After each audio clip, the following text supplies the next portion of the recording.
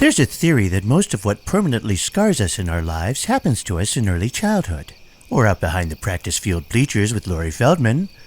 I'm sad to say that I, too, suffer from an assortment of traumas that I have stowed away, out of sight, but certainly handy when I'm in need of a good overreaction or manufactured crisis. And it wasn't the school bully, or church, or a strict father, or a smothering mother, or even Laurie Feldman out behind the practice field bleachers that was the source of the anguish. I'm getting to that, nighttime whistler.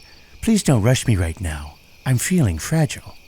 No, the majority of my childhood anxieties come from the daily practice of having to watch a grown man, right there on regional television, take his clothes on and off on a daily basis without any regard for the future obsessive-compulsive nature of his crumb-crunching pre-adolescent viewing audience.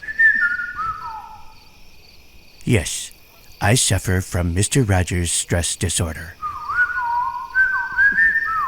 You can naysay all you want, nighttime whistler, but it's a real thing, 'cause it never, ever looked like he was going to get all that done before the song ended. It got to the point where I would just find myself meandering at the top of the hour, distracting myself with the dog or my little brother. Grab a light snack, perhaps. Mosey in from the kitchen. Turn on the TV. It was an actual button back then. And oops, the show has already started. Cue fake disappointment face and smile when nobody's looking. As long as the song was already over, I was fine. I loved Mr. Rogers. Mr. Rogers was the grandfather I never had. Captain Kangaroo was a close second, but Fred had better hair. But neither held a candle to the two real heroes of my childhood. Yes, sometimes I wasn't so fortunate, nighttime whistler, and I had to endure the sheer torture of the first 90 seconds of my time in Fred's hood. First of all, there's way too much opening exposition. We already know what the town looks like. The dinging bell implies the trolley. We don't have to see it. It's filmmaking 101, people. Get us in there and get to the action. Finally, the slow dissolve into the blinking yellow streetlight. The agonizingly slow pan across the entire living room, which is entirely too big for a bachelor pad, and finally come to settle on the front door. And then it begins. Are they playing that song faster?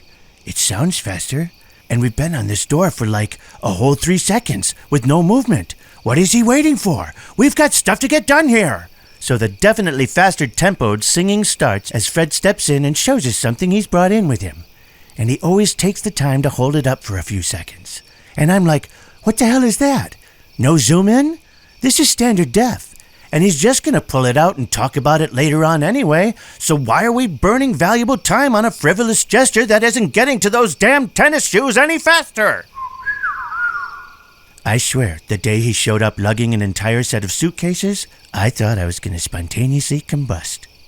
On to the closet, where you pick whichever sweater appears to have the best chance of catching on your pants or your belt as you fumble with that damned zipper. And speaking of the zipper, could you just once have stopped halfway up your sternum to begin with, instead of going all the way up to the neck and then back down? You're burning precious moments here, Rogers, and those Sperry men's Striper 2s aren't going to put themselves on. And finally the sweater is on, and we make our way to the knuckle-biting climax as Mr. Rogers takes a seat on a lifelong source of childhood trauma, masking as a step-down boot bench. On more than one occasion, those sneakers almost killed me. He was never going to make it, nighttime whistler. Each and every time, it seemed next to impossible. Stop waiting, I would scream internally. Don't just sit there holding the thing. Put it on. You still got one more shoe to go and you're starting to sing the last stanza.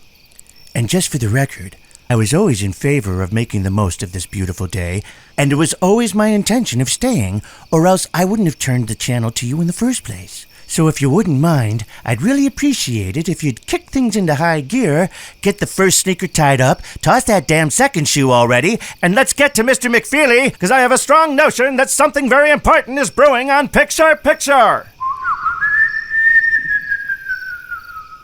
Yes, I know, nighttime whistler. He always made it. No matter how slow he seemed to be going, or how far behind he seemed to get, Mr. Rogers always made it.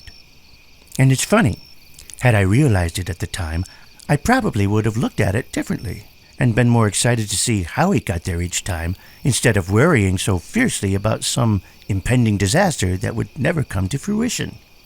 Of course, I would soon be on to other, more important lifelong traumas, starting with Lisa on the new Mickey Mouse Club.